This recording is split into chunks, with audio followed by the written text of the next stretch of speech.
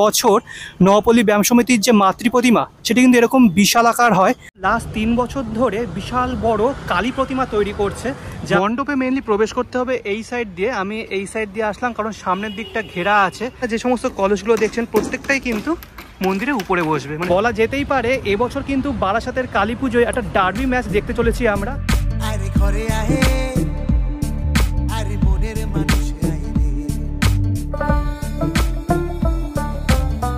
নমস্কার বন্ধুগণ, দীপাবলি 2025 সিরিজের অন্যতম একটি পুজো মণ্ডপে আপনাদের সকলকে করি স্বাগত। অ্যাকচুয়ালি আজকে একটা নয়, দুটো নয়, 5টা নয়, বরং একাধিক পুজো মণ্ডপ থাকবে এই ভিডিওতে। বলতে পারেন বারাসাত কালী পুজোর একটা রুট ম্যাপ দেওয়া থাকবে এই ভিডিওতে। কি করে একটা পুজো মণ্ডপ থেকে অন্য পুজো মণ্ডপে সহজেই আপনারা যেতে পারবেন তার একটা রুট ম্যাপ। আশা করি ভিডিওটা আপনাদের ভালো লাগবে, আর ভালো লেগে থাকলে অবশ্যই লাইক, কমেন্ট, শেয়ার এবং সাবস্ক্রাইব করে আমাকে আশীর্বাদ অবশ্যই করবেন। তো চলুন শুরু করা যাক। কিন্তু তার আগে যারা আমাকে চেনেন না, আমি হলাম আপনাদের নীল, আর আপনারা দেখছেন আমার চ্যানেল উইশ বাকেটের অন্যতম কালী পুজো সিরিজ দীপাবলি 2025। তো চলুন শুরু করা যাক। বর্তমানে দাঁড়িয়ে আছি বারাসাত জংশন। যদি শিয়ালদার দিক থেকে আসেন তাহলে আপনাকে নামতে হবে 4 নম্বর প্ল্যাটফর্ম, আর যদি বনগাঁর দিক থেকে আসেন বা হাসনাবাদের দিক থেকে আসেন তাহলে আপনাকে নামতে হবে 3 নম্বর প্ল্যাটফর্ম। তারপর এই যে বড় ওভারব্রিজ দেখছেন, ওভারব্রিজ দিয়ে আপনাকে বেরোতে হবে 5 নম্বরের দিক দিয়ে। 5 নম্বরের দিকে যে ওভারব্রিজ, সেই ওভারব্রিজ দিয়ে সিঁড়ি দিয়ে নেবে বাঁ দিকে হাঁটা শুরু করবেন। সিঁড়ি দিয়ে নামবেন, নেবে বাঁ দিকের এই রাস্তাটা ধরবেন, সোজা চলে গেল। বারাসাত জংশনের 5 নম্বর প্ল্যাটফর্মের দিক দিয়ে বেরিয়ে 1 মিনিটের হাঁটা পথে আপনি পেয়ে যাবেন আমার লিস্টে থাকা প্রথম পুজো মণ্ডপ, যেটি হলো পায়োনিয়র পার্ক। কিন্তু পায়োনিয়র পার্ক দেখানোর আগে বা দেখার আগে আরও একটি পুজো মণ্ডপ আপনারা দেখতে পারেন, সেটা হলো ইউনাইটেড অ্যাসোসিয়েশনের পুজো মণ্ডপ। এই যে তার সামনে দাঁড়িয়ে আছি। পায়োনিয়র পার্কের পুজো মণ্ডপের সামনে যে পুকুর, তার ঠিক পাশেই এই পুজোটা হয়ে থাকে। আর প্রতি বছর খুব ছোট জায়গার মধ্যে খুব সুন্দর একটা মণ্ডপ তারা উপস্থাপন করেন। তো আপনারা এটা দেখে নেবেন, তারপর পায়োনিয়র পার্কে যাবেন। ইউনাইটেড অ্যাসোসিয়েশনের পুজো মণ্ডপ দেখার পর সোজা চলে গেলে পড়বে কৃষ্ণনগর রোড, আর বাঁদিকের এই যে রাস্তাটা, এই রাস্তা দিয়েই আপনাদের যেতে হবে পায়োনিয়র পার্কের পুজো মণ্ডপে। এই পর্যন্ত কিন্তু ব্যারিকেড থাকে, আর ব্যারিকেডের মধ্যে লাইন দিয়ে আপনাকে মণ্ডপের ভিতরে প্রবেশ করতে হয়। পায়োনিয়র পার্কের পুজো মণ্ডপের একটা বড় প্লাস পয়েন্ট হচ্ছে সামনের এই বিশাল বড় পুকুরটা। এই পুকুরটা কিন্তু আলোয় আলোকিত থাকে, মানে আলো দেয়া হয় আর কি। আর দেখতে পাচ্ছেন বৃষ্টির জন্য জল কতটা বেড়েছে। সামনে সিঁড়ি আছে, সিঁড়িটা ডুবে গেছে। আর এখান থেকে গোটা মণ্ডপ চত্বরটা খুব সুন্দরভাবে দেখা যাচ্ছে। এই দেখুন। ও বলে দিই, পায়োনিয়র পার্কের এবছরের উপস্থাপনা মাইসোর প্যালেস। এই দেখুন বিশাল বড় এলাকার জুড়ে কিন্তু তৈরি হচ্ছে। মণ্ডপের এই সাইড দিয়ে মেনলি প্রবেশ করতে হয়, আর এখান দিয়ে পুকুরের ধার দিয়ে লাইনটা পড়ে। ভিতরে যাচ্ছি না, কারণ ভিতরে এখন তেমন কোনো কাজ হয়নি, বাইরের থেকে আজ দেখাচ্ছি। রুট ম্যাপ সেহেতু আর ডিটেলসে ভিডিওটা দেখাচ্ছি না, মানে মণ্ডপগুলো দেখাচ্ছি না। তো চলুন পরবর্তী পুজো মণ্ডপে। পায়োনিয়র পার্কের পুজো দেখার পর আপনি বাঁ দিক বা ডান দিকে যে রাস্তাটা সোজা কৃষ্ণনগর রোডের দিকে গেল, সেদিকে আপনি যাবেন। পায়োনিয়র পার্কে পুজো দেখার পর চলে এসেছি মেন রোডে। সামনেই রয়েছে হেলাবরতলা। ডান দিকে চলে গেল কৃষ্ণনগরের দিকে, আর বাঁ দিকে চলে গেল কলোনি মোড়ের দিকে। কলোনি মোড় একটু পরে যাব, আগে চলুন কৃষ্ণনগর রোডের দিকে যাওয়া যাক। এদিকে একটা ভালো ক্লাবের পুজো আছে, সেটা আপনাদের দেখিয়ে দিই। বারাসাত হেলাবরতলা থেকে যদি 2 মিনিট আপনারা কৃষ্ণনগর রোডের দিকে এগোন তাহলে পড়বে রেজিমেন্ট ক্লাবের পুজো। এই রেজিমেন্ট কিন্তু কেএনসি রেজিমেন্ট না, এটি হলো কৃষ্ণনগর রোডের কাছে অবস্থিত রেজিমেন্ট, শুধু রেজিমেন্ট ক্লাবের পুজো। আর এবছর তাদের উপস্থাপনা তিরুপতি মন্দির। বেশ উঁচু করেছে, আর রাস্তার ধারে কিন্তু প্রতি বছর এদের পুজোটা হয়ে থাকে।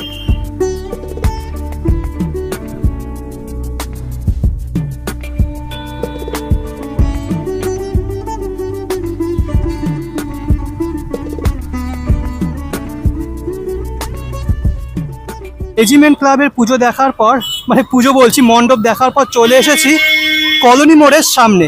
কলোনি মোড় একটি হলো চৌমাথা, সোজা গেলে কলকাতার দিকে, এদিকে গেল কৃষ্ণনগরের দিকে, আর বাঁদিকে রাস্তা ধরে চলে যাবে চাপাডালির দিকে।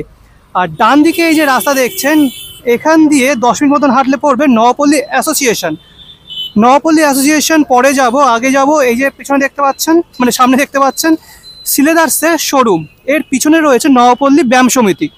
নওপল্লী ব্যায়াম সমিতি দেখার পর আবার এই দিক দিয়ে আসবো এই কলোনি মোড়, তারপরে যাব নওপল্লী অ্যাসোসিয়েশনে পুজো মণ্ডপে। তো চলুন আগে ব্যায়াম সমিতি পুজো দেখা যাক। হলো শ্রীলেদার্সের শোরুম, তার ঠিক পিছন দিকে রয়েছে ব্রিজ। ব্রিজের ঠিক পাশে এখানে একটা গলি আছে, এই গলি দিয়ে আমাদের যেতে হবে।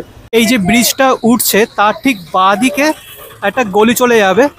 আপনারা পুজোর সময় আসলে বুঝতেই পারবেন, কারণ এরকম গেট করে লাইট দিয়ে সাজানো হবে, আর এই রাস্তাটা কিন্তু খুব সুন্দরভাবে সাজানো হয়।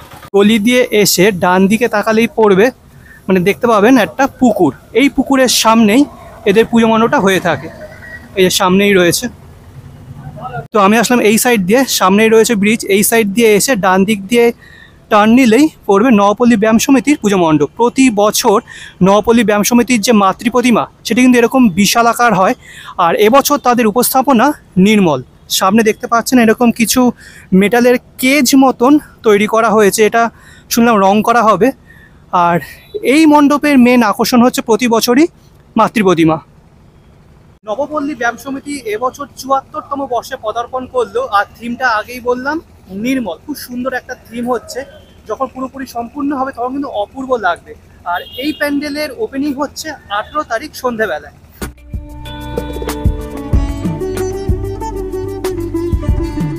নবপল্লী ব্যায়াম সমিতির পুজো দেখার পর এখান থেকে বেরিয়ে আপনি যাবেন এই রাস্তা দিয়ে। আমি দেখিয়ে দিচ্ছি, এই রাস্তা দিয়েই আপনাদের উঠতে হবে মেন রোডে।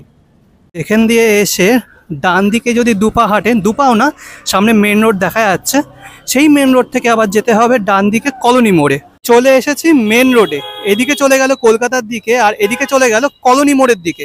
একটা জিনিস আপনাদের দেখিয়ে দিই, নওপল্লী ব্যায়াম সমিতি দেখার পর যখন আপনি মেন রোডে উঠবেন, এখানে ওঠার পর আপনি দেখতে পাবেন নওপল্লী অ্যাসোসিয়েশনের পুজো মণ্ডপ, অর্থাৎ বৃন্দাবনের চন্দ্রোদয় মন্দির। একটু পরেই আমাদের দেখিয়ে দেবো। আর এটা দেখার জন্য আপনাদের আবার যেতে হবে কলোনি মোড়। কলোনি মোড় থেকে আপনাদের বাঁদিকে যেতে হবে। তো চলুন যাওয়া যাক। নওপল্লী অ্যাসোসিয়েশনের এবছরে ৪৭তম বর্ষে পদার্পণ করলো, আর এবছর তাদের উপস্থাপনা বৃন্দাবনের চন্দ্রোদয় মন্দির। ১৪০ ফুট উচ্চতার এই মণ্ডপ এবছরে বারাসাতের সবথেকে উচ্চতম মণ্ডপ হিসেবে গণ্য করা হচ্ছে। বাইরের তুলনায় মণ্ডপের ভিতরের সৌন্দর্য আরও বেশি। ফাইবার ও থার্মোকলের মেলবন্ধন একটা আলাদা সৌন্দর্য এনে দিয়েছে মণ্ডপের ভিতরে। মণ্ডপ উদ্বোধন হবে ১৭ই অক্টোবর। আমি এসেছিলাম এই রাস্তা দিয়ে। এই রাস্তা দিয়ে এসে পুজো মণ্ডপ দর্শন করার পর এরা বের করবে এই পিছন দিক দিয়ে। পিছন দিকে এই যে রাস্তাটা আছে, এই রাস্তা দিয়ে বেরিয়ে আপনি যাবেন ডান দিকে। আর এখানে কিন্তু একটা ব্যারিকেড করে দেওয়া হয়। ডান দিকে গিয়ে আবার ডান দিকে টার্ন নিয়ে ১০ মিনিট মতন হাঁটলে পড়বে আজকের পরবর্তী পুজো মণ্ডপ, যেটি হলো নওপল্লী আমরা সবাই। নওপল্লী অ্যাসোসিয়েশনের পুজো মণ্ডপ দেখার পর এই রাস্তা দিয়ে এসে আপনাদের ডান দিকে যেতে হবে। ডান দিকে গেলেই আপনারা দেখতে পাবেন অনেক গেট রয়েছে, লাইটের গেট। সেই লাইটের গেট অনুযায়ী গেলেই আপনারা পেয়ে যাবেন নওপল্লী আমরা সবাই পুজো মণ্ডপ। নওপল্লী আমরা সবাই ক্লাব এবছর ৯তম বর্ষে পদার্পণ করলো, আর এবছর তাদের উপস্থাপনা শ্রীকৃষ্ণের দ্বারকা।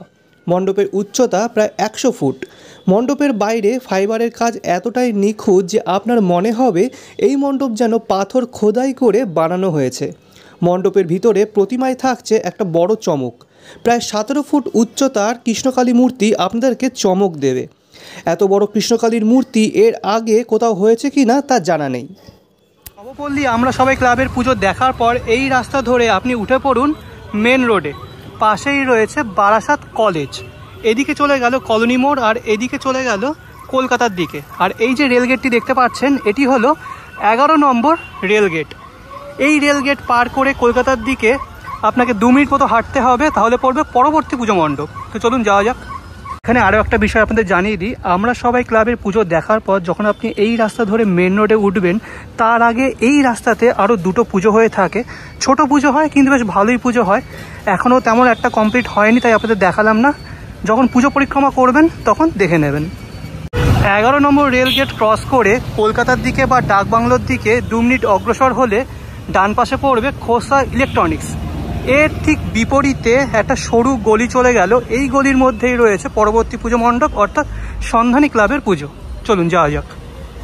বর্তমানে দাঁড়িয়ে আছি সন্ধানী ক্লাবের পুজো মণ্ডপের একদম সামনে।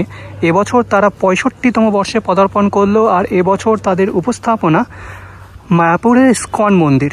এখনও কিন্তু রং করা বাকি আছে, আর বেশি দিন নেই, ১ সপ্তাহ মতো বাকি আছে। কবে কমপ্লিট হবে ঠিক জানি না। বড় করেছে, আর প্রতি বছর এরকম বিশাল বড় মাঠে তাদের পুজো মণ্ডপটা হয়ে থাকে। ভিতরে কিন্তু এখনও কোনো কাজ হয়নি, তাই ভিতরটা যাচ্ছি না, বাইরের থেকে আপনাদের দেখাচ্ছি। আর যেমনটা প্রথম থেকেই বলছি, এই ভিডিওটা জাস্ট রুট ম্যাপ নিয়ে, তাই রুট ম্যাপটাই আপনাদের দেখাচ্ছি। পুরোপুরি কমপ্লিট হয়ে গেলে আমি আপনাদের সামনে সম্পূর্ণরূপে সব কটা মণ্ডপ তুলে ধরবো।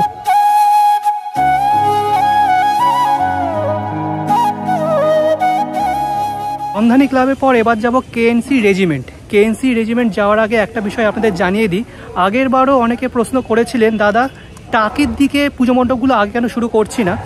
আমার মতে কলোনি মোড়ের এদিকে যে কটা পুজো মণ্ডপ আছে, যেমন নওপল্লী অ্যাসোসিয়েশন, নওপল্লী আমরা সবাই, পায়োনিয়ার পার্ক, এই প্যান্ডেলগুলোতে কিন্তু ভিড়টা বেশি হয়। সেজন্য আগে ভাগে এই মণ্ডপগুলো দর্শন করে নিন, তারপর যান টাকি রোডের দিকে। টাকি রোডেও ভিড়টা বেশি হয়, কিন্তু কলোনি মোড়ের পুজো মণ্ডপগুলোর তুলনায় অপেক্ষাকৃত কম। এবার চলুন কেএনসি রেজিমেন্ট। কেএনসি রেজিমেন্ট পুজো মণ্ডপে যাওয়ার আগে একটা বিষয় আপনাদের জানিয়ে দিই। কেএনসি রেজিমেন্টের পুজোটা সন্ধানী ক্লাবের থেকে একটু দূরে, আমি দেখিয়ে দেবো আপনাদের। তাও যদি বুঝতে অসুবিধা হয় আমি গুগল ম্যাপের লিঙ্কটা দিয়ে দেবো ডেসক্রিপশন বক্সে, সেটা ফলো করে চলে আসতে পারেন। এই হলো সন্ধানী ক্লাবের মায়াপুর ইস্কন মন্দির, অর্থাৎ এবছরের উপস্থাপনা। এখান থেকে বেরিয়ে ডান দিকে একটা সরু গলি পড়বে, এই গলি দিয়ে গিয়ে আপনাদের ডান দিকে সোজা 10 থেকে 15 মিনিট মতো হাঁটতে হবে। যদি টোটো পেয়ে যান তাহলে তো খুবই ভালো, টোটো না পেলে আপনাদের হাঁটতেই হবে। তো চলুন যাওয়া যাক। গলি দিয়ে বেরিয়ে উপরে রয়েছে ফ্যাশনিস্তা একটা শোরুম, এখান থেকে আপনাদের ডান দিকে যেতে হবে। আসলাম এই সাইড দিয়ে, এই সাইড দিয়ে এসে সামনে একটা তেমাথা পড়বে, আর সামনে এই যে বিল্ডিংটা দেখতে পাচ্ছেন এটি হলো বারাসাত পৌরসভা। এবার এখানে দুটো রাস্তা ভাগ হয়ে গেল, একটা হলো ডান দিকে, একটা হলো বাঁ দিকে। আপনাদের এই বাঁ দিকের রাস্তাটা ধরতে হবে। আরও একবার বলে দিই, এই রাস্তা দিয়ে এসে আপনাদের বাঁ দিকে যেতে হবে।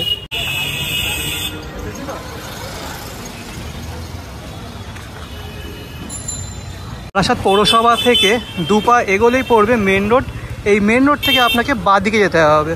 বারাসাত পৌরসভা থেকে 5 থেকে 7 মিনিটের হাঁটা পথে, আর সন্ধানী ক্লাব থেকে 10 থেকে 15 মিনিটের হাঁটা পথে আমি চলে আসলাম পরবর্তী পুজো মণ্ডপ, অর্থাৎ কেএনসি রেজিমেন্টের একদম সামনে। মেন রোড তার ঠিক পাশে একটা গলি, এই গলির মধ্যেই তাদের পুজোটা হয়ে থাকে। এখানে রয়েছে তাদের এবছরের ব্যানার, 66তম বর্ষে কেএনসি রেজিমেন্টের উপস্থাপনা, হে বঙ্গভূমি তুমি অন্তর্যামী, ওপরে লেখা রয়েছে জয় বাংলা। তো চলুন দেখা যাক কি করেছে তারা।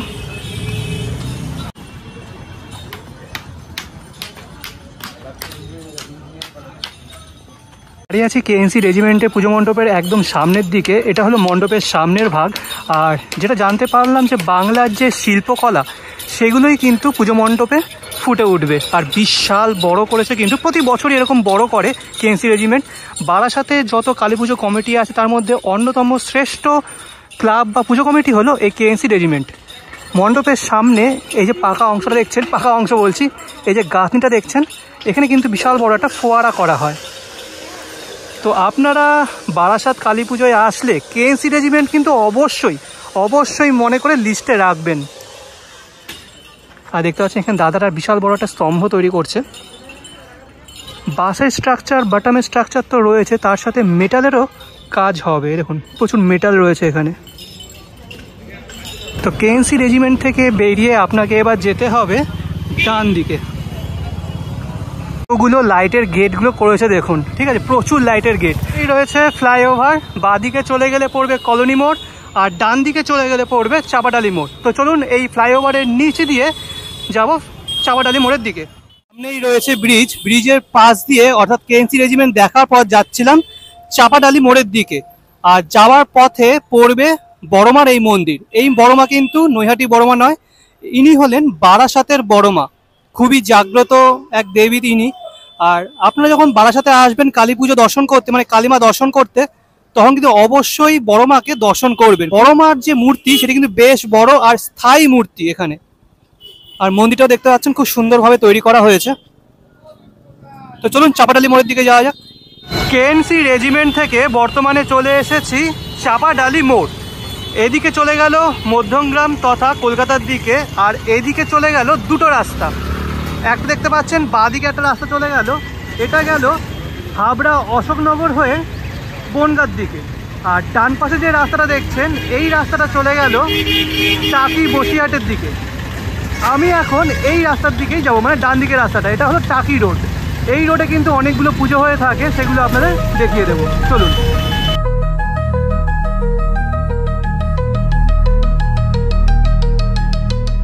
চাপাডালি মোড় থেকে মাত্র 3-4 মিনিটের হাঁটা পথে আপনি পেয়ে যাবেন শতদল সংঘের পুজো। কিন্তু তার আগে বাঁদিকে আরেকটা রাস্তা নেমে গেছে, এই রাস্তা দিয়ে 2-3 মিনিট হাঁটলেই পড়বে বিদ্রোহী ক্লাবের পুজো। শতদল সংঘের পুজোটা যেখানে হয় তার ঠিক পিছন দিকেই বিদ্রোহী ক্লাবের পুজোটা হয়ে থাকে। এখানে দেখতে পাচ্ছেন একটা ব্যানার আছে, এবছর তারা 59তম বর্ষে পদার্পণ করলো। আর এবছর তাদের উপস্থাপনা মাইসোর প্যালেস। তো চলুন ভিতরে প্রবেশ করা যাক, মানে এই রাস্তা দিয়ে যাওয়া যাক। সামনেই ছিল মেন রোড দিয়ে নেমেই ডান দিকে যদি তাকান তাহলে বিদ্রোহী ক্লাবের পুজো। তো চলুন একটু সামনের থেকে আপনাদের দেখিয়ে দিই। আচ্ছা, এই জায়গাটার মধ্যেই কিন্তু প্রতি বছর বিদ্রোহী ক্লাবের পুজোটা হয়ে থাকে। আর এবছর একটু আগেই বললাম 59তম বর্ষে পদার্পণ করলো এই বিদ্রোহী ক্লাব। আর এবছর তাদের উপস্থাপনা মাইসোর প্যালেস। এই যে বাইরের দিকটা কিন্তু কাপড় দিয়ে তৈরি হচ্ছে। বলা যেতেই পারে এবছর কিন্তু বারাসাতের কালী পুজোয় একটা ডার্বি ম্যাচ দেখতে চলেছি আমরা, কারণ একটু আগেই আপনাদের দেখালাম যে পায়োনিয়র পার্ক তারাও তৈরি করছে মাইসোর প্যালেস এবং বিদ্রোহী ক্লাব তারাও তৈরি করছে মাইসোর প্যালেস। এবার দেখার বিষয় কোন পুজো কমিটি তাদের পুজো মণ্ডপ সব থেকে বেশি ভালো উপস্থাপন করছে দর্শকদের সামনে। বিদ্রোহী ক্লাবের পুজো দেখে আবার চলে আসলাম মেন রোডে। ডান দিকে একটু আগেই বললাম চাপাডালি মোড়, আর বাঁদিকে চলে গেল টাকির দিকে। এই বাঁদিকে টার্ন নিলেই আপনি পেয়ে যাবেন শতদল সংঘের পুজো মণ্ডপ। বিদ্রোহী ক্লাব আর শতদল সংঘ কিন্তু একদম পাশাপাশি। এই যে আচ্ছা, তো দাঁড়িয়ে আছি শতদল সংঘের পুজো মণ্ডপের একদম সামনে। এখানে রয়েছে তাদের ব্যানারটা। এবছর তারা 57তম বর্ষে পদার্পণ করলো। আর এবছর তাদের উপস্থাপনা অর্ধ আকাশের আর্তনাদ। এই যে দেখুন, শিল্পী হলেন শিল্পী রঘুনাথ জানা। মণ্ডপে মেনলি প্রবেশ করতে হবে এই সাইড দিয়ে। আমি এই সাইড দিয়ে আসলাম কারণ সামনের দিকটা ঘেরা আছে। আর প্যান্ডেলটা দেখে আমার অন্য একটা প্যান্ডেলের কথা মনে পড়ে যাচ্ছে, আমি জানি না আপনারা বুঝতে পারছেন কিনা। তো যাই হোক, পুজোর সময় দেখা যাবে। বিদ্রোহী ক্লাব এবং শতদল সংঘের পুজো দেখার পর 2 মিনিট মতো আপনি যদি টাকি রোডের দিকে এগোন তাহলে রাস্তার পাশেই পড়বে বালকবৃন্দ স্পোর্টিং ক্লাবের পুজো মণ্ডপ। প্রতি বছর রাস্তার ধারেই হয়ে থাকে। আর এবছর তারা 64তম বর্ষে পদার্পণ করলো। আর এবছর তাদের উপস্থাপনা দক্ষিণ ভারতের স্বামীনারায়ণ মন্দির। প্রতিমায় কিন্তু একটা বড় চমক থাকবে, কারণ প্রতিমা গড়া হবে পুরোপুরি ঝিনুক দিয়ে। আর সামনে দেখতে পাচ্ছেন মাতৃ প্রতিমা রয়েছে, এর উপরে হয়তো ঝিনুক দিয়ে সাজানো হবে গোটা বিষয়টা, মানে প্রতিমা।